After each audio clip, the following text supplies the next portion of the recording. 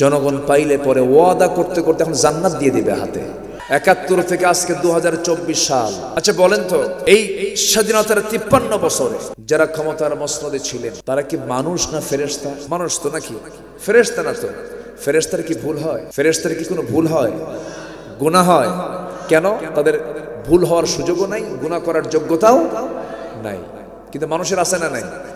কিন্তু আমার দেশে ৭১ থেকে ২০২৪ সাল পর্যন্ত যারা ক্ষমতায় ছিলেন, ক্ষমতায় থাকার পরে এই পর্যন্ত কেউ কোনো পদে থাকার পর কেউ কি বলেছেন যে আমি সরি, আমার এই কাজটা ভুল হয়ে গেছে? কেউ কি বলছে এ পর্যন্ত?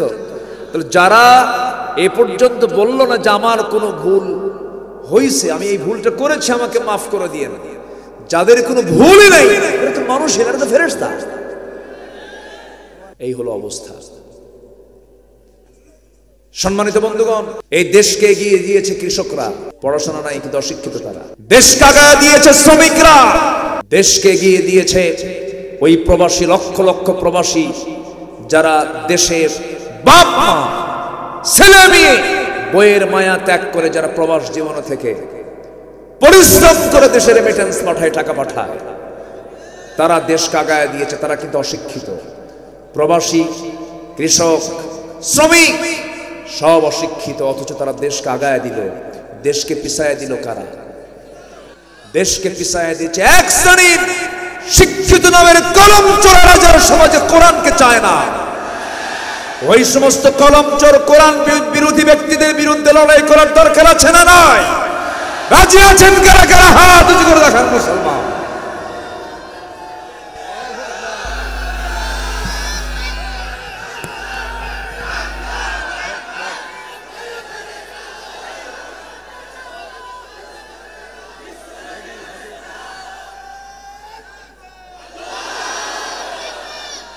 হাত নামান।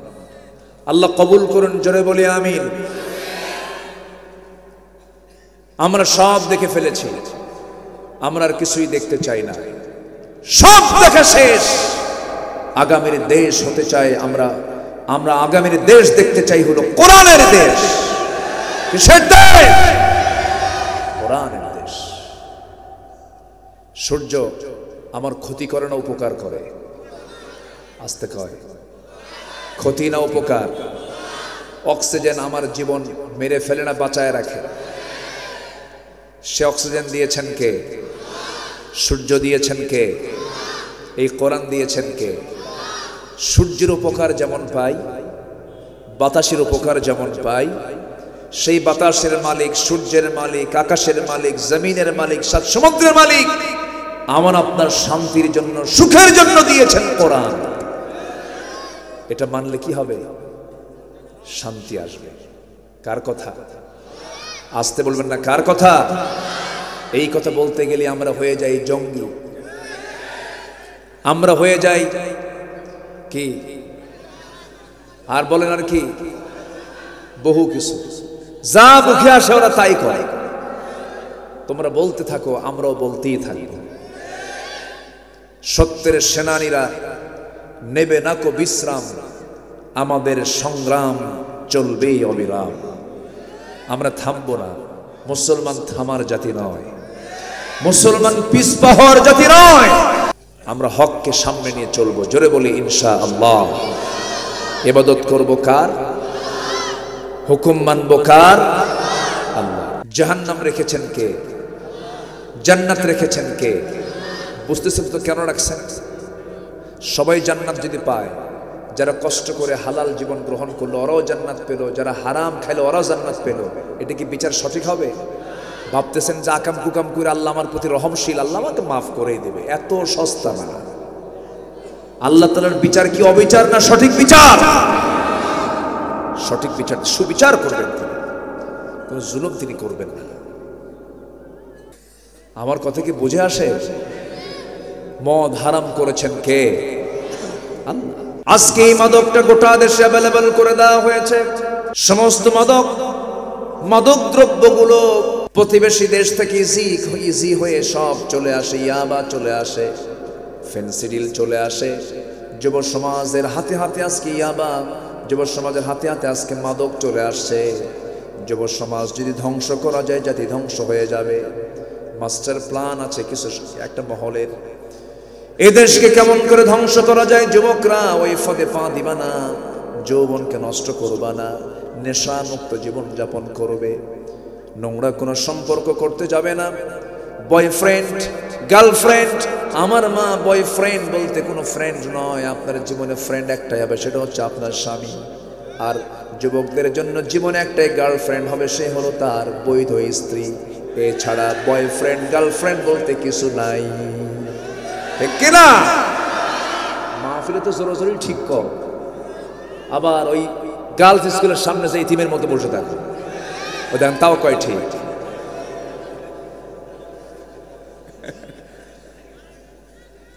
যুবকরা রাগ করতেছো তোমরা? শোনো, আকাম কুকাম কইরা লাভ নাই। ওই যে গাছের গোড়ায় গোড়ায় জোড়ায় জোড়ায় সিপাই সুপায় ইউনিভার্সিটি চত্বরের সামনে শিশু পার্কে, আচ্ছা শিশু পার্কে কি শিশুরা যায় না শিশুর খালারা যায়? সব যায়, বসে থাকে সারাদিন সকাল থেকে সন্ধ্যা পর্যন্ত একটাই জিকির, সেটা হলো তুমি আমার আমি তোমার, আর কিচ্ছু কাম নাই। কিন্তু এই লাভ কিছু, কোনো লাভ নেই এটার ভিতরে, ক্ষতি ছাড়া। আমি হলফ করে বলতে পারি যে পরিবার গড়ে উঠবে অবৈধ সম্পর্কের মধ্য দিয়ে, যে পরিবার গড়ে উঠবে ইললিগাল রিলেশনের মধ্য দিয়ে, সেই পরিবার থেকে ভালো সন্তান কখনো কামনা করা যায় না। কি কথা কি বোঝা গেল? কথা ক্লিয়ার? কোনো ভেজাল আছে কোথায়? এটা মাথায় রাখবে, নোংরামি করে যাবে না। তোমার সামনে সুন্দরী যুবতী নারী তোমাকে প্রস্তাব দেবে, তুমি বলবে ইন্নী আখাফুল্লাহ, আল্লাহ বলছেন আমি ওই যুবককে আমার আরশ আজিমের ছায়ায় জায়গা দিয়ে দেব। জোরে বলে সুবহানাল্লাহ। বিয়ে করে নিবা, সোজা সামনে রাস্তা দিয়ে যাবা, চুরি করতে যাবা কেন? চোর হবা কেন? চুরি না, নারীর প্রতি টান তো আল্লাহ তোমার দিয়েছেন, আল্লাহ তাআলা দিয়েছেন, কিন্তু অবৈধ সম্পর্কের মধ্য দিয়ে নয়। ওয়ালা মুত্তাখিদি আখদান নয়, ওয়ালা মুত্তাখিদাতি আখদান নয়। তোমার প্রথম চক্ষু যখন কোন নারীর প্রতি পড়বে, তখন তোমার জন্য এটা মাফ। চট করে চেহারাটা, চোখটা ফিরায় নিবে সেই চেহারা থেকে, নারীর দর্শন থেকে চক্ষুটা ফিরায় নিবা, আর তাকাবা না। মুজাহিদের সব আল্লাহ তোমার আমলনামায় দিয়ে দিবে। কিন্তু প্রথমবার দেখলা, প্রথমবার দেখা তো জায়েজই আছে। অনেকদিন আগে এক মাহফিলে বললাম এরকম এই হাদিসটা বললাম, এক যুবক বলে হুজুর একটা কথা কি, প্রথমবার যেহেতু তাকান জায়েজ আছে, আমি যদি প্রথম চটি 1 ঘন্টা এক তালে ছায়া থাকি, যেরকম নাউজুবিল্লাহ, এগুলো করা যাবে না। সম্পর্ক গড়ব আমরা মূলত কার সাথে? আসতে বলবেন না, কার সাথে? আল্লাহর সাথে। সম্পর্ক গড়ব আল্লাহর সাথে। এবং সব ভাইদেরকে আমি এই কথা বলছি, ইবাদতের জন্য কিছু বাধাও আছে। সব নবী যে দাওয়াত দিয়েছেন তোমরা ইবাদত করবে কার? আল্লাহর। আল্লাহর ইবাদত করতে গেলে অনেক সময় কিন্তু পরিবারটাও বাধা হয়ে যায়, ফিতনা হয়ে যায়, নারী ফিতনা হয়ে যায়। অর্থ নারী ঈমানকে ছিনতাই করে নিতে পারে অনেক সময়। আল্লাহ রাব্বুল আলামিন এই জন্য এক জায়গায় বলেছেন লা তুলহিকুম আমওয়ালুকুম ওয়ালা আওলাদুকুম আন যিকরিল্লাহ, তোমার পরিবার, সন্তান সন্ততি, তোমাদের মাল যেন তোমাদের ধ্বংসের কারণ না হয়ে যায়, আল্লাহর জিকির থেকে তোমাদেরকে গাফেল না রাখে। এই মুহূর্তে আমার এক আল্লাহর অবাধ্য গোলামের কথা মনে হয়ে গেল, যে লোকটা বড় আল্লাহওয়ালা ছিল, সেই যেই দোয়াটাই করতে সেই দোয়া আল্লাহর দরবারে মঞ্জুর হয়ে যেত। কিন্তু মানুষকে অর্থ, লোভ এবং পরিবার যে অনেক সময় ধ্বংসের দিকে নিয়ে যেতে পারে, সন্তানাদি যে ধ্বংসের দিকে নিয়ে যেতে পারে, এই কথাটা বোঝানোর জন্য আমি একটু বলতে চাচ্ছি। বলবো? একটু কান লাগায় শুনবেন। ইবাদতের পথে কিন্তু এগুলো বড় বাধা। দুনিয়াবি লোভ, অর্থের লোভ, নারীর লোভ, ক্ষমতার লোভ, এই সমস্ত লোভে লোভে অনেকের ঈমানটা নষ্ট হয়ে যায়। দেখেন না, আমার দেশে এমন হুজুরও আছে জান্নাতের সার্টিফিকেট দিয়ে দেয়, বলে যে আপনি তো জান্নাতি। আছে না, আছে না এরকম? পাম্পট্টি মারতে মারতে বেশি বলে ফেলে, শুধু লক্ষ্য হলো আমাকে ভালো একটা পদ দিয়ে দিক, আমার ভালো একটা পজিশন দিয়ে দিক, চেয়ার আমাকে দিয়ে দিক। এই চেয়ার পাওয়ার হলো রাষ্ট্রীয় প্রলোভন, অর্থ, নারী, ঈমানকে ছিনতাই করতে পারে। তার বড় প্রমাণ হিসেবে আমি একটা এক্সাম্পল দিতে চাচ্ছি। সূরাতুল আরাফ 175 178 নম্বর আয়াতটা বাড়িতে গিয়ে দেখবেন, এখানে এই প্রেক্ষাপটে কথা আসছে, তাফসীর আসছে। মুসা আলাইহিস সালাতু ওয়াস সালাম একজন নবী ছিলেন, তার সময়ে একজন বড় আল্লাহওয়ালা নাম ছিল তার বালাম বাউর। এই বালাম বাউরটা সারা জীবন আল্লাহর ইবাদত করেছে, চোখের পানি ফেলে ফেলে কেঁদেছে। এমন কোন দোয়া নাই যে দোয়াটা আল্লাহর দরবারে মঞ্জুর হতো না। সেই সময় একজন জালিম বাদশা ছিল, জালিম রাজা ছিল। সেই জালিম রাজার বিরুদ্ধে মুসা আলাইহিস সালাতু ওয়াস সালাম সেই সময় ইউসা আলাইহিস সালাতু ওয়াস সালামকে পাঠিয়ে দিলেন তার বিরুদ্ধে যুদ্ধ করার জন্য। সেই যুদ্ধে যখন ইউসা আলাইহিস সালাতু ওয়াস সালামকে পাঠানো হলো, সেই সময় এই জালিম রাজা বালাম বাউরের শরণাপন্ন হলো। বালাম বাউরের শরণাপন্ন হয়ে বালাম বাউরকে তার বউ দিয়ে বুঝায় দিল। বউ তাকে অনুনয় বিনয় করে বলল, শোনেন, আমাদের তো সমস্যা একটু হয়, রাজার তরফ থেকে যখন প্রস্তাব চলে আসছে আপনি রাজার পক্ষে দোয়া করেন যেন রাজার বিজয়টা হয়ে যায়। ওইদিকে আল্লাহর নবী কিন্তু যুদ্ধে পাঠিয়ে দিয়েছেন, যুদ্ধে এই রাজাকে পরাজিত করার জন্য পাঠিয়ে দিয়েছেন। কিন্তু হেতে কি হয়ে গেল, এইদিকে রাষ্ট্রীয় প্রলোভনের কারণে বালাম বাউর তার পরিবারের চাপের কারণে রাজার পক্ষে দোয়া করে ফেলল। আমার বন্ধুগণ, এক পর্যায়ে এই বালাম বাউর এতটাই সে পরিবারমুখী হয়ে গেল, বউটা বলে ফেলতেছে, স্বামী আমার শোনেন, আমি আপনাকে যে কথাটা বলতে চাচ্ছি, আপনি তো আমাকে ভালোবাসেন, আমি তো আপনার স্ত্রী, মেহেরবানি করে আপনি আমার জন্য একটা দোয়া করবেন। এদিকে বালাম বাউর যখন জুলুমের পক্ষ নিল, জালিম রাজার পক্ষ যখন অবলম্বন করলো, আল্লাহ তাকে একটা সুযোগ দিলেন, তোর জীবনে 3টা দোয়া কবুল হবে, এরপর আর কোনো দোয়া কবুল হবে না, তুই তওবা করার সুযোগ পেয়ে যাবে। কিন্তু বালাম বাউর তার সামনে তার বউটা যখন বলে ফেললো, ও আমার স্বামী, আমি তো দেখতে তেমন সুন্দর নই, তুমি একটু আল্লাহর কাছে দোয়া করে বলো আল্লাহ যেন আমাকে সৌন্দর্য ফিরায় দেয়, সৌন্দর্য যেন দান করে। বউয়ের কথায় আকৃষ্ট হয়ে বালাম বাউর বউয়ের জন্য দোয়া করলো, আল্লাহ তুমি আমার বউকে সুন্দর বানায় দাও। এমন সুন্দর হয়ে গেল, সৌন্দর্যের কারণে সেই বউটা পর্যন্ত জেনায় সে নিজেকে জড়ায় ফেললো, জেনার কাছে জড়িয়ে গেল, অসৎকর্ম শুরু করে দিল। রাগের ঠেলায় বালাম বাউর আবার তার বিপরীত দোয়া করে বলছে, আল্লাহ আমার বউটাকে কুৎসিত বানায় দাও। আবার সে কুৎসিত হয়ে গেল, কুকুরের মতো চেহারা তার হয়ে গেল। এবার সন্তানরা বলছে, আব্বা, আমাদের মা তো এমন চেহারা হয়ে থাকবে, আমাদের তো পরিবারে একটা অশান্তি হয়ে গেছে, তুমি আমার মার জন্য দোয়া করো, মাটা যেন আগের চেহারায় ফিরে আসে। তার দোয়ার চান্স কয়বার? আসতে বলবেন না, কয়বার? প্রথম দোয়া হয়েছে কার জন্য, আবার পরের দোয়া হয়েছে কার জন্য? স্ত্রীর জন্য। এবার আবার দোয়া চাচ্ছে কিসের জন্য? স্ত্রীর জন্য।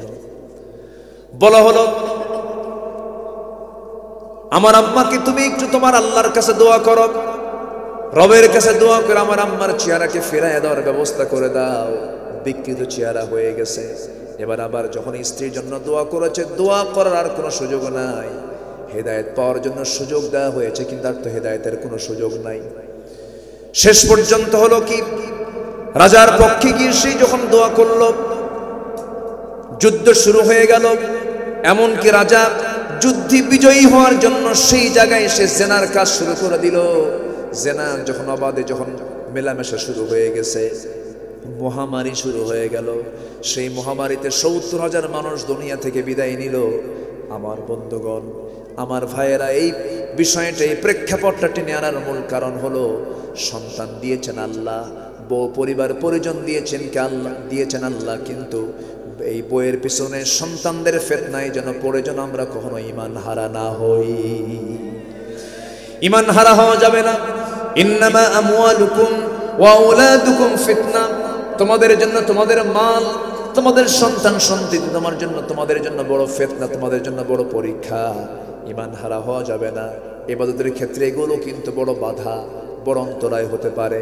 আল্লাহ তাআলা বলছেন, বান্দারে এই দুনিয়া থেকে তোর বিদায় হতেই হবে, সমস্ত হারাম কাজগুলো ছেড়ে দে, বৈধ কাজের দিকে চলে আয়, নেক আমল কর।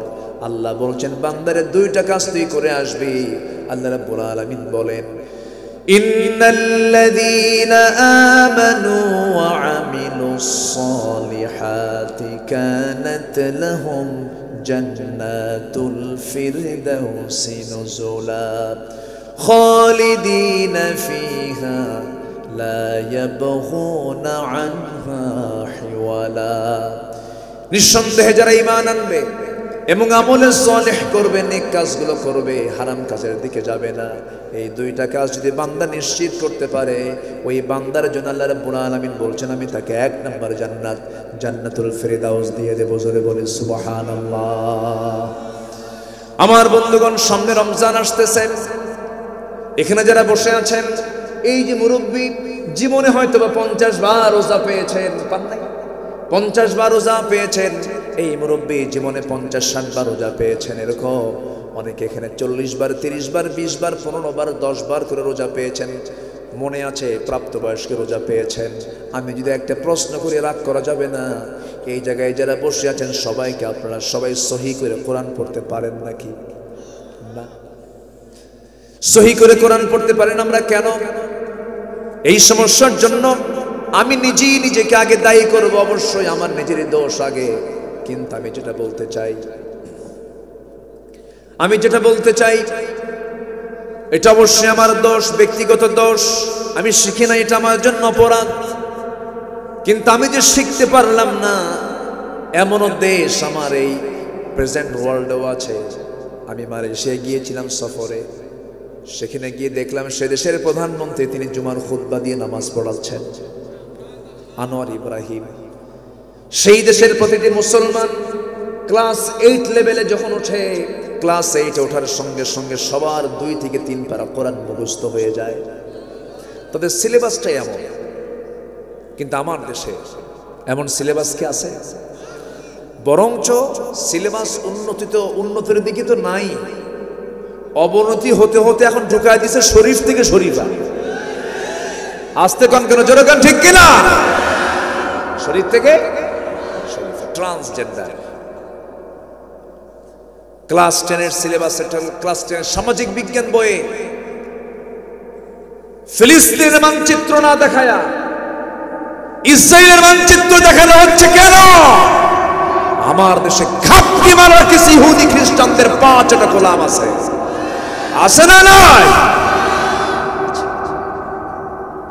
সম্মানিত ভাইয়েরা, সম্মানিত বন্ধুগণ, একটু দিলটা খুলে কথাগুলো শুনুন। সামনে রমজান আমরা পাচ্ছি, রমজান সমাগত, একদম দোরগোড়ায় হাজির। রমজান মাস হলো 1 নম্বর পরিচয় কোরআন নাজিলের মাস। আমরা কোরআনটা শিখবো না ইনশাআল্লাহ? খুব আস্তে পেলাম জবাবটা। সবাইকে শিখবো না? আরো জোরে, আরো জোরে। কেমনে শিখবেন বলে?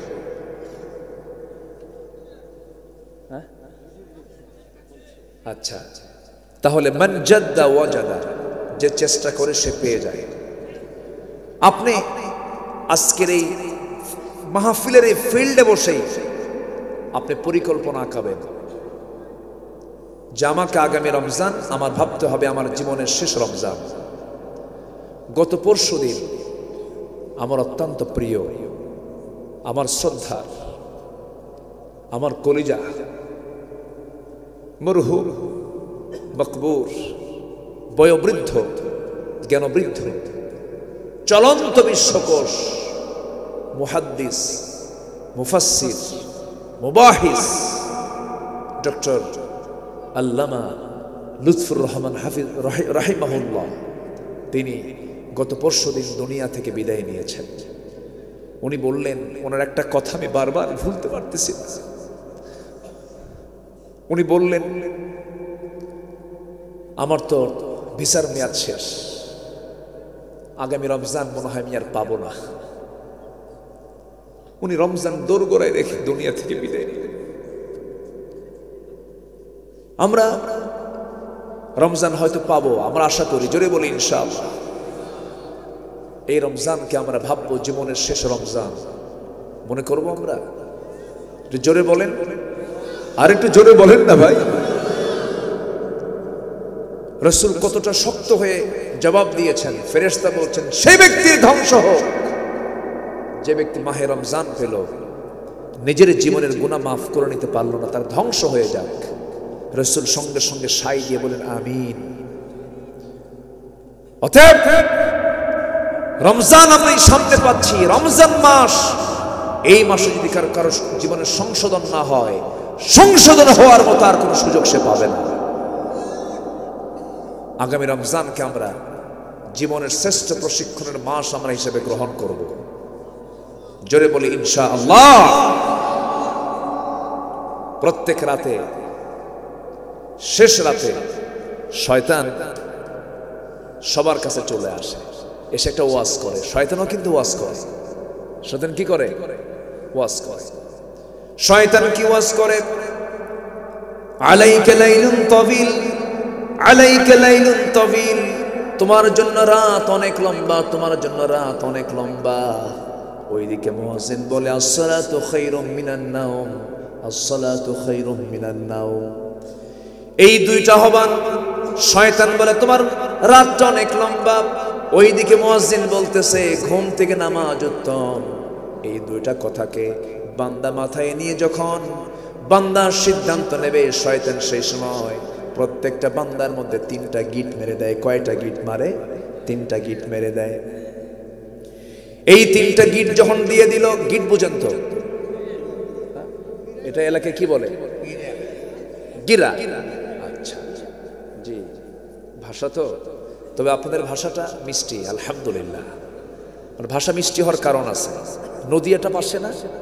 নদিয়া উপজেলা, নদিয়া জেলা যেটা না, নদিয়া, নদিয়া নামে একটা জেলা আছে পার্শ্ববর্তী মেহেরপুর চুয়াডাঙ্গার সাথে, এদিকে মুর্শিদাবাদের সাথে। তো আপনাদের ভাষার সাথে মুর্শিদাবাদের ভাষার কিছু মিল আছে। আমার মনে হয় আপনাদের কিছু আত্মীয় আছে মুর্শিদাবাদ। হ্যাঁ, এই তো মুর্শিদাবাদের লোক দেখছেন। আচ্ছা, তাহলে এই ভাষাটার সাথে আপনাদের মিল আছে। তো মুর্শিদাবাদ এবং নদিয়া এটা পাশাপাশি বলা চলে।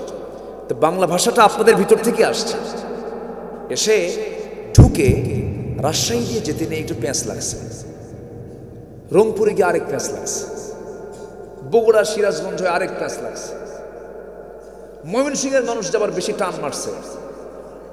ময়মনসিংহের মানুষ এক আলিফ টানে না।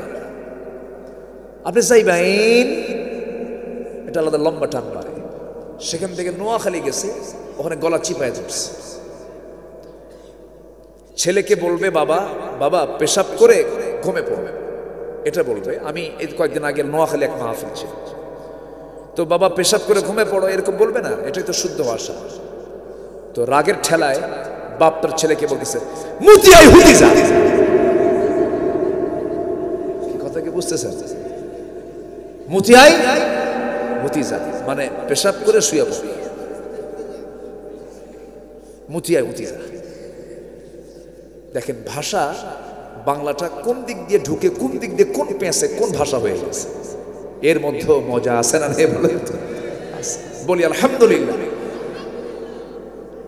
তো এটাকে কি বলে? 3 গিটকে কি বলে? গিরা, মানে বাঁধন, বেঁধে ফেলে।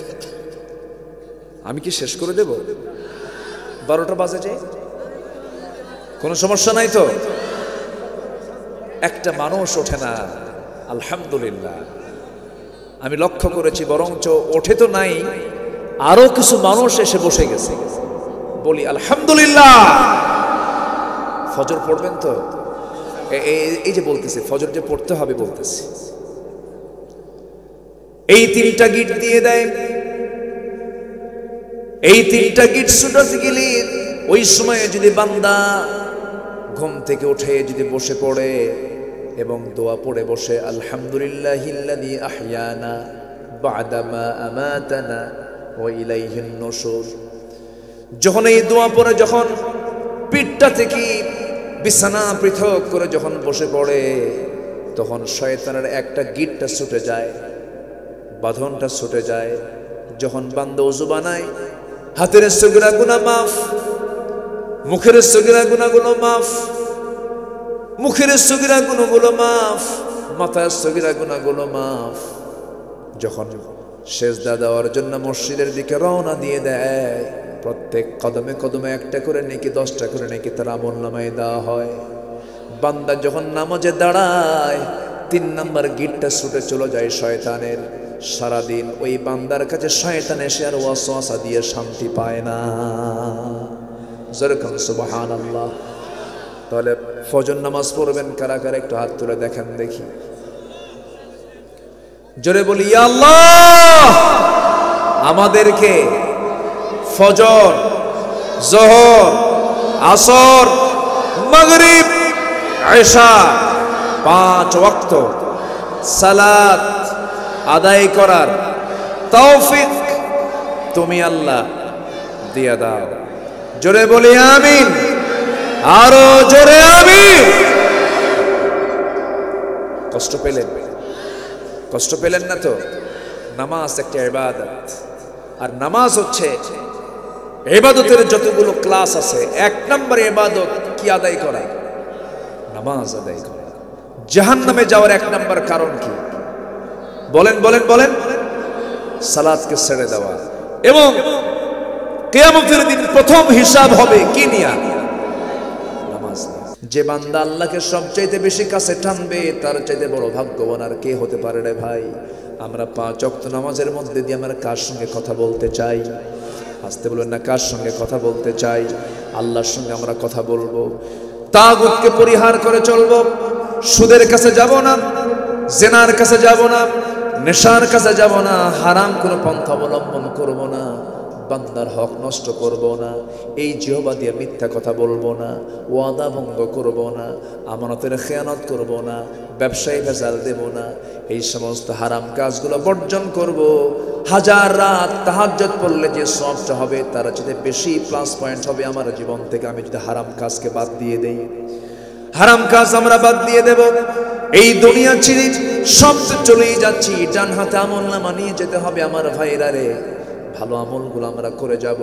আল্লাহ রাব্বুল আলামিনের পরে বলছেন, ফামিনহুম মান হাদাল্লাহু ওয়া মিনহুম মান হাক্কাত আলাইহিদ দালালাহ ফাসিরু ফিল আরদি ফানজুরু কাইফা কানা আকিবাতুল মুকাজ্জিবিন। আল্লাহ এদের মধ্যে যাকে চান হেদায়েত দেন, যাকে চান পথভ্রষ্ট করেন। এবং আল্লাহ তাআলা বলছেন, অতএব তোমরা জমিনে বিচরণ করে দেখো এই সমস্ত মিথ্যা প্রতিপন্নকারী যারা ফেরাউন, হামান, নমরুদদের কি পরিণত হয়েছিল শিক্ষা নাও। ফেরাউনকে দেখতে যাও, হামানের চিত্রগুলো দেখো, ইতিহাস ঘাটো, গোটা দুনিয়া জমিনটা বিচরণ করে দেখো। যুগে যুগে যারা মিথ্যাচার করেছে তাদেরকে আমি কোথায় কিভাবে শেষ করে দিয়েছি। নমরুদকে ন্যাংরা মশা দিয়া, ফেরাউনকে পানিতে চুবাইয়া, সে আল্লাহ এখনো আছে না নাই? আসতে বলবেন না, আছে না নাই? আবার তোমরা তাকায় দেখো আমার নবী, আমার পয়গম্বর সুলাইমানের দিকে তাকায় দেখো। এত বড় মুলকিয়াত আমি তাকে দান করেছিলাম, কিন্তু তার মধ্যে কোনো অহংকার ছিল না। ক্ষমতা পাইলে অহংকার আসে কিনা বলেন? কিন্তু কিয়ামত পর্যন্ত সুলাইমানের যে রাজত্ব ছিল, এমন রাজত্ব পৃথিবীতে আর কেউ রাজত্ব করতে পারবে না। এত বড় রাজা তিনি ছিলেন, কিন্তু তিনি ছিলেন নবী। অতএব খেলাফত এবং নবুওয়াত, রাষ্ট্র এবং নবুওয়াত দুটো একসঙ্গে চালানো যায়। তারপর প্রমাণ হচ্ছে সুলাইমান আলাইহিস সালাতু ওয়াস সালাম, ঠিক কিনা বলেন? কি ঠিক আছে না? নবুওয়াত খেলাফত দুটো চালানো যায়। ধর্ম রাজনীতির প্রধান চালিকা শক্তি, ধর্ম রাজনীতির প্রধান চালিকা শক্তি ধর্মীয় রাজনীতির মাধ্যমেই পৃথিবীতে প্রকৃত শান্তি আসা সম্ভব, নচেত সম্ভব নয়, ঠিক কিনা? তারপর প্রমাণ হচ্ছে সুলাইমান। বিচার করেছেন তারা, কি বিচারক ছিলেন? সম্মানিত ভাইয়েরা, এত বড় সর্বোচ্চ গোটা পৃথিবীর সুপ্রিম রাজত্ব তার হাতে ছিল, যার হাতে তামা আসলে তামা গলে যেত, লোহা আসলে তার বাবার কাছে লোহা গলে যেত, দাউদ আলাইহিস সালাতু ওয়াস সালাম। তো এত বড় মানে মর্যাদা, সম্মান, শক্তি আল্লাহ তাআলা তাদেরকে দিয়েছিলেন। চুল পরিমাণ তাদের মধ্যে অহংকার প্রকাশ পায়নি। আর একটা ওয়ার্ডের একটা মেম্বার হলে অথবা একটু আতিপাতি নেতা হলে মনে হয় জমিনে তার পাই নাই, আছে না নয়? এক মাঘের শীত যায় না, কারো পৌষ মাস, কারো সর্বনাশ। একদিন পৌষ মাস কিন্তু সর্বনাশাদেরও আসবে। গাড়ির চাকা একদিকে থাকে না, ঘুরে দাঁড়ায়। কিছু কইলি কয় মামলা দেব, কিন্তু তুই কয়ে মামলা দিবি? আমাদের মামলার চিন্তা দুনিয়ার না, আমাদের মামলার চিন্তা হলো আখিরাতে মামলার চিন্তা। কষ্ট পাচ্ছেন আপনারা সম্মানিত ভাইয়েরা? তবে একটা কথা, শত্রু মুক্ত কিন্তু কেউ না। সুলাইমান তার বড় প্রমাণ। আল্লাহু আকবার বলেন। এত বড় বাদশাহ হওয়ার পরেও, তার বিরুদ্ধে একচ্ছত্র প্রতিদ্বন্দ্বী একজন বাদশাহ হওয়ার পরেও তার বিরুদ্ধেও কিন্তু চক্রান্ত হয়েছে, ষড়যন্ত্র হয়েছে, মিথ্যাচার চালানো হয়েছে। কেমন করে? তিনি বাইতুল মুকাদ্দাস, বাইতুল আকসা নির্মাণ করেছেন কোন নবী বলেন তো? সুলাইমান। কে বলেন তো, বলেন তো, কে বলেন তো? এবং এই নির্মাণ কাজে আল্লাহ তাআলা সুলাইমানকে নিযুক্ত করলেন। এবং যাদেরকে দিয়ে এই বিশাল বড় বাইতুল আকসা নির্মাণ করালেন তারা কারা? জিন। বলেন তো কারা? এই সুলাইমান আবার এমন নবী ছিলেন, তিনি একটা ছোট্ট প্রাণীর ভাষাও বুঝতেন। মানতিকুত তায়র। পিঁপড়া, পিঁপড়া, পিঁপড়ার কথা কি শোনা যায়? ওর তো হাঁটাই শোনা যায়, ও যা হাঁটে তাই তো শোনা যায় না। পিঁপড়া এক জনপদ দিয়ে সুলাইমান তার সৈন্য নিয়ে যাচ্ছেন। পিঁপড়ার বাহিনীর, পিঁপড়ার যে নেতা, তার জনগণকে বলতেছে, উদখুলু মাসাকিনাকুম, তোমরা তোমাদের বাসার মধ্যে ঢুকে পড়ো। সুলাইমান তার বাহিনী সহ, এই তো সূরা আল্লাহ তাআলা সব বলে দিয়েছেন, কোরআন শরীফের আয়াত। কিন্তু সুলাইমান তার বাহিনী নিয়ে আসতেছে, পদপিষ্ট হয়ে শেষ হয়ে যাবে। এই মানে ফরমান যে দিচ্ছে পিঁপড়া তার জনগণকে, এই আওয়াজ চলে গেছে সুলাইমানের কানে। যেরকম সুবহানাল্লাহ। তোমরা কত বড় রাজত্ব পাইছো। পিঁপড়ার ওই দলপতিকে হাতের মধ্যে নিলেন, তালুতে নিলেন। ফাতাবাসসামা দাহিকান, কোরআন শরীফের আয়াত, ফাতাবাসসামা দাহিকান, তিনি মুস্কি মুস্কি হাসি মারলেন তার কথা শুনে। আল্লাহ তাআলা সূরাতুন নামল নামে একটা পিঁপড়ার নামে একটা সূরা নাযিল করেছেন। এই পিঁপড়ার কাহিনী ওর মধ্যে আছে। সুলাইমান এবং পিঁপড়া, দুই দিকের দুই রাজা। সুলাইমান আলাইহিস সালাম মুস্কি মুস্কি হাসলেন, তার কথাগুলো শুনলেন।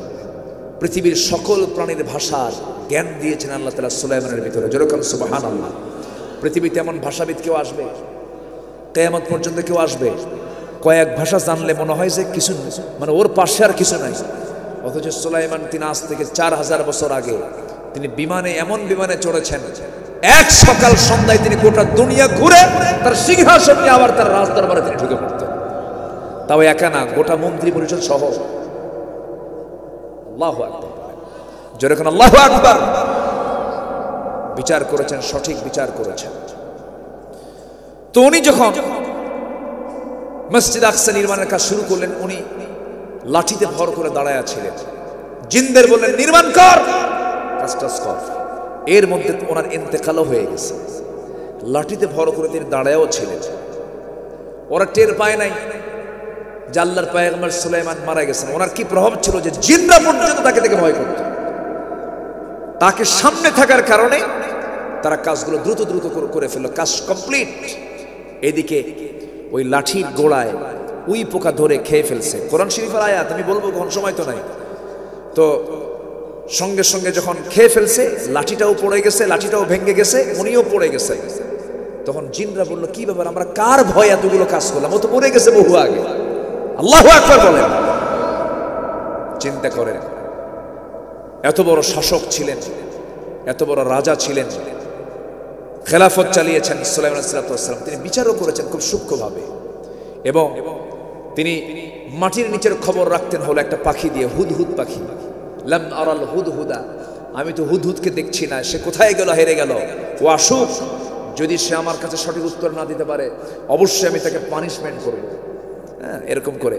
এই হুদহুদ পাখির একটা বৈশিষ্ট্য হলো, সে উপর দিয়ে চলতো, কিন্তু মাটির নিচে কোথায় পানি আছে আর কোথায় পানি নাই এই খবরটা হুদহুদ পাখি জানত। এবং সুলাইমান আলাইহিস সালাম তার কাছ থেকে তথ্যটা নিতেন।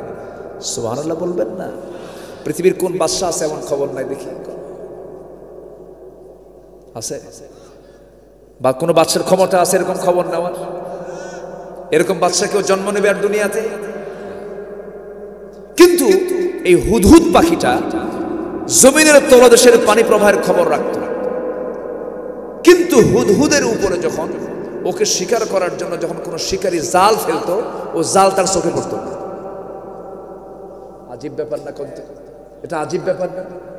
মানে হুদহুদ পাখি তার চোখের পাওয়ার এত তীক্ষ্ণ ছিল যে মাটির নিচে কোথায় পানি আছে কোথায় পানি নাই হুদহুদ এই খবরটা জানতো। কিন্তু হুদহুদকে মারার জন্য শিকারী ওর মাথার উপরে জাল বিস্তার করতে, জাল তার চোখে পড়তো না। এখান থেকে বোঝা যায় কি জানেন? তোমার ক্ষমতার দাপট যতই থাকুক না কেন, তোমার সামনে যখন মালাকুল মওত আসবে তুমি নিজেও টের পাবা না, ঠিক কিনা? তোমার ক্ষমতা দিয়ে তুমি এটাকে রদ করতে পারবে না। আল্লাহ তাআলা জমিন বিচরণ করতে বলছেন কেন? এই সমস্ত জালিমদেরকে দেখো আর আল্লাহ নবীদেরকে দেখো, পার্থক্য করো, নবীদের পথ ধরো, তাদের দাওয়াত গ্রহণ করো, কালেমার দিকে ফিরে আসো, কিসমত তোমার খুলে ফেলো, জান্নাতের রাস্তা খুঁজে বের করো। আল্লাহু আকবার বলো। খেলা তো জমে তখন যখন বিরোধী পক্ষ থাকে। বিরোধী পক্ষ না হলে কি খেলা জমে? জমবে না। হক এবং বাতিল দুই দল, জান্নাত জাহান্নামের দুটো দলের মানুষই থাকবে। জাহান্নামের মানুষও থাকবে, জান্নাতের মানুষও। জাহান্নামের মানুষগুলো জুলুম করবে আর জান্নাতের মানুষগুলো তারা জুলুমকে বন্ধ করার আন্দোলন করবে। এটি তো শুরু থেকে হয়ে আসছে। সম্মানিত ভাইয়েরা, সম্মানিত বন্ধুগণ, ইবাদতটা কি আমরা অনেকে এটা বুঝি না। আনি আবুদুল্লাহ, সব নবীর দাওয়াত ছিল তোমরা ইবাদত করো। কার ইবাদত? এর অর্থ আমরা অনেকে বুঝি না। অনেকে বুঝি কি জানেন? রূপক ভাবে বুঝি। ইবাদত মানে হলো নামাজ কালামটা পড়া, রোজা রাখা, টাকা আছে হজে যাওয়া, একটু দান সদকা করা, এরপরে মসজিদ মাদ্রাসা বানায় দেওয়া, এইগুলো হচ্ছে ইবাদত। আর রাজনীতি, ব্যবসা বাণিজ্য, সচিবালয়, প্রতিরক্ষা, আইন, বিচার, কোর্ট, আদালত, এগুলো হলো আলাদা কাজ, এগুলো কোনো ইবাদত না। এই চেতনার কিছু মানুষ আমার দেশে আছে না নাই? আসতে বলবেন না, আছে না নাই? ইসলাম এমন ধর্মের নাম নয়। আপনি খ্রিস্ট ধর্মকে বলতে পারেন, ইহুদি চেতনাকে আপনি বলতে পারেন, বৌদ্ধ ধর্ম নিয়ে আপনি কথা বলতে পারেন।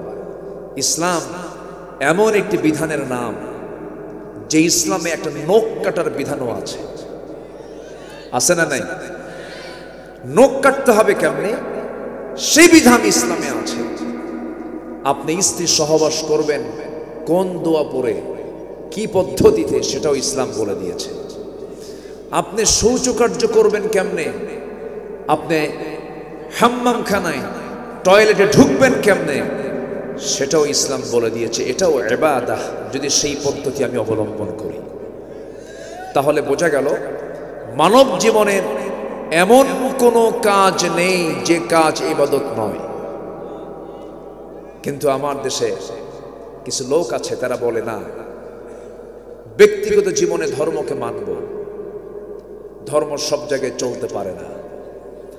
এমন জাতীয় কুফুরি বক্তব্য দেওয়ার মতো কিছু কুলাঙ্গাল আমার দেশে আছে না নাই? আসতে বলবেন না, আছে না নাই? ধর্মকে তারা শুধু মসজিদ আর মাদ্রাসার মধ্যে জিম্মি করে রাখতে চায়। ইসলাম শুধু মসজিদ মাদ্রাসার মধ্যে সীমাবদ্ধ থাকার ধর্ম নয়। ইসলাম একটি বিপ্লবী মতবাদের নাম। ইসলাম একটি পরিপূর্ণ ভারসাম্যপূর্ণ একটি জীবন বিধান। দিনকে পরিপূর্ণ করে দিয়েছেন কে? দিনকে আংশিক কোনো বিষয়ের নাম। আল্লাহ রাব্বুল আলামিন বলেন, আল-ইয়াওমা আকমালতু লাকুম দীনাকুম ওয়া আতমামতু আলাইকুম নি'মাতি وَرَضِيتُ لَكُمُ الْإِسْلَامَ دِينًا জোরে বলুন আল্লাহু আকবার। আমি দ্বীনকে পরিপূর্ণ করে দিয়েছি, এমন কোন সাবজেক্ট নাই যা এর মধ্যে নাই, সব কিছু আপনি ইসলামের মধ্যে পেয়ে যাবেন। আল্লাহ রাব্বুল আলামিন ইসলামকে মানতে বলেছেন আংশিক না পুরোপুরি। ইসলাম মানার শর্ত হলো আংশিক না পুরোপুরি। আল্লাহ রাব্বুল আলামিন বলেন ইয়া আইয়ুহাল্লাযীনা আমানু দুখুলু ফিস-সিলমি কাফাহ ওয়া লা তাত্তাবিউ খুতুওয়াতিশ শাইতান ইন্নাহু লাকুম আদুউম মুবিন জোরে বলুন আল্লাহু আকবার। ঈমানদারেরা তোমরা ইসলামের ভিতরে পুরোপুরি দাখিল হয়ে যাও, আংশিক ঝুঁকবে না তা হবে না। তার ফলাফল হলো আফাতুমিনুনা বিবা'দিল কিতাবি ওয়া তাকফুরুনা বিবা'দ, তোমরা কিতাবের কিছু অংশ মানবে কিছু অংশ মানবে না, এমনটা যদি করে ফেলো ইল্লা খিজিয়ুন ফিল হায়াতিদ দুনিয়া, দুনিয়ার জিন্দেগিতে তোমরা লাঞ্ছিত হবে, আখিরাতের জিন্দেগিতে তোমরা ক্ষতিগ্রস্ত হয়ে যাবে। এই খসরান থেকে, এই ক্ষতি থেকে বাঁচার জন্য আল্লাহ রাব্বুল আলামিন বলেছেন ইসলামকে ধরতে হবে আংশিক না পুরোপুরি। পুরোপুরি ইসলামকে মানতে হবে। ইবাদত আল্লাহ তাআলা বলেছেন তোমরা একমাত্র আল্লাহর ইবাদত করবে। সব নবীর বক্তব্য এটাই ছিল, ইবাদত করবে কার? হুকুম মেনে চলবে কার? এক জায়গায় না সব জায়গায়? এক জায়গায় না সব জায়গায়? সম্মানিত ভাইয়েরা, ধর্মকে যারা শুধু নামাজ আর রোজার মধ্যে জিম্মি করে রাখতে চায় এরা হচ্ছে সবচেয়ে বড় মুনাফিক, ঠিক কিনা? ইসলামের ভিতর অর্থনীতি আছে না নাই? রাষ্ট্রনীতি আছে না নাই? সমাজনীতি আছে না নাই? আইন আছে না নাই? বিধান আছে না নাই? এই সাবজেক্টকে অনেকে অচল করে রাখতে চান, তারা সস্তায় জান্নাত যেতে চান। অনেক লোক আছেন মদকে খেতে রাজি, কেন? শয়তান বেজার হওয়ার কি দরকার? মদও রাখতে চান, জেনাও রাখতে চান, সুদের কারবারও রাখতে চান, আবার এদিকে মসজিদ বানায়া বলেন আমরা বিশাল বড় দ্বীনের খেদমত করতেছি। আছে না নয়? ইমানদারের সবচেয়ে বড় অর্জন হলো ইমানদার কখনো গুনার কাজে জড়াবে। দুই এক রাকাত নামাজ আপনার নফল বাদ পড়ে গেছে, কিছু জিকির আজকার বাদ পড়ে গেছে, তেমন কোনো প্রবলেম নয়, কিন্তু গুনাহ বড় আকারের করে ফেলেছেন, আল্লাহ আপনাকে ছাড় দেবেন না। আল্লাহ রাব্বুল আলামিন সুন্দর করে বুঝায় দিচ্ছেন ইন তাজতানিবু কাবাইরা মা তুনহাউনা আনহু নুকাফির আনকুম সাইয়্যাতিকুম ওয়া নুদখিলকুম মুদখালান কারীমা। বান্দা তুমি যদি বড় বড় কবিরা গুনাহগুলো ছেড়ে দাও, আমি তোমার ছোট ছোট গুনার দিকে তাকাবো না, আমি সবগুলোকে মাফ করে দিয়া আমি তোমাকে সম্মানজনক জান্নাত আমি তোমাকে দিয়ে দেব। কার কথা? আসতে বলবেন না, কার কথা? তাহলে ডাবল স্ট্যান্ডার্ড নীতি মেনে চলা যাবে? আপনি নামাজ পড়বেন, আপনি সুদ খাবেন, আপনি হজ করে আসবেন, হাজি না বললে আপনি মন খারাপ করেন। 6 লাখ টাকা খরচ করে হজ করে আসলাম, আমরা হাজি খাও না কেন? আলহাজ বলতে হবে। কিন্তু ও যে সুদ খায়, তাহলে বলা উচিত বিশিষ্ট সমাজসেবক আলহাজ সুদখোর চুলকে নেবি কি তা কি বলতে দেয়? ও নিজেও জানে যে সুদ খাওয়া ভালো কাম না। সুদ তো শিবগঞ্জে নাই, আছে? তাহলে আমি ওয়াজটা তাহলে চেঞ্জ করে ফেলি, নাকি ওয়াজ ঘুরায় ফেলবো? আবার হয়তো ভাবতেছেন যে হুজুর আপনি কোন লাইনে গেলেন আবার। কি ওয়াজকে ওই লাইনে রাখবো? রাখবো? আপনি বললেও তো শুনবো না। আমার লাইন যেটা আমি অবশ্যই বলে ফেলবো, কারণ কোরআন যা বলে আমাকে তা বলতেই হবে, ঠিক কিনা? আমাকে তাই বলতে হবে। শোনেন, জান্নাত কঠিন কিছু নয়, শুধু একটা লাইন আমার কথা শুনবেন, একটু মনোযোগ দিবেন। একজন সাহাবী নবীর সামনে দাঁড়িয়ে গেলেন, দাঁড়িয়ে বলছেন, ইয়া রাসূলুল্লাহ, আমি বেশি আমল করতে চাই না, আমাকে শর্ট কিছু আমল দিয়ে দেন। রাসূল বললেন, তুমি কি করতে চাও বলো? তিনি বললেন, ইয়া রাসূলুল্লাহ, ইযা সাল্লাইতুল মাকতুবাত, আমি যদি 5 ওয়াক্ত নামাজ পড়ি, রমজান মাসে রোজা রেখে অসন্ত রমাদান, ওয়া হালালতুল হালালা ওয়া হারামতুল হারাম, আমি যদি রমজান মাসে রোজা রাখি, হালালকে হালাল জেনে হালাল জীবন যদি গ্রহণ করি, হারামকে হারাম জেনে যদি হারাম জীবনকে বর্জন করি, আদখুলুল জান্নাতা ইয়া রাসূলুল্লাহ ওয়া লাম আযিদ আলা যালিকা শাইআন, আমি এর চাইতে বেশি কিছু করব না, এই 4টা কাজ আমি করব, আমি কি জান্নাত পাবো নাকি? রাসূল মুস্কি হাসি মেরে বললেন, হ্যাঁ, তুমি জান্নাত পেয়ে যাবে। জোরে বলে সুবহানাল্লাহ। শুধু হারামকে ছাড়তে হবে, শুধু হালাল জীবন গ্রহণ করলে বান্দার জন্য জান্নাত ক্লিয়ার। জোরে বলে সুবহানাল্লাহ।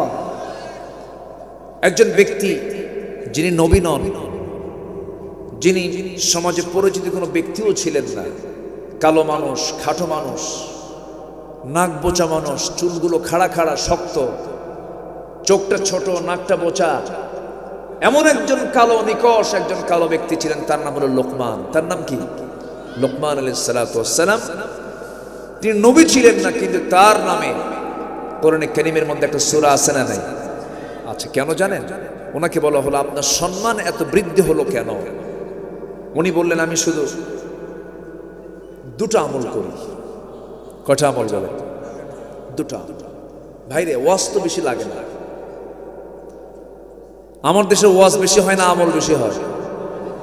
ওয়াজ বেশি, আমল তো নাই। সাইয়েদনা লোকমান বলেন, আমি শুধু 2টা আমল করি। আমি নাম্বার 1, আমি জীবনে কখনো জিহবার ভিতরে মিথ্যা কথা আনি না, আমি মিথ্যা বলি না। 1, 2, অপ্রয়োজনীয় কোনো কথা আমার মুখ থেকে আমি বের করি না। আল্লাহ তাআলা আমার এই 2 গুণের কারণে আল্লাহ তাআলা আমার সম্মান মর্যাদা এত বাড়ায় দিয়েছে। জোরে বলি সুবহানাল্লাহ।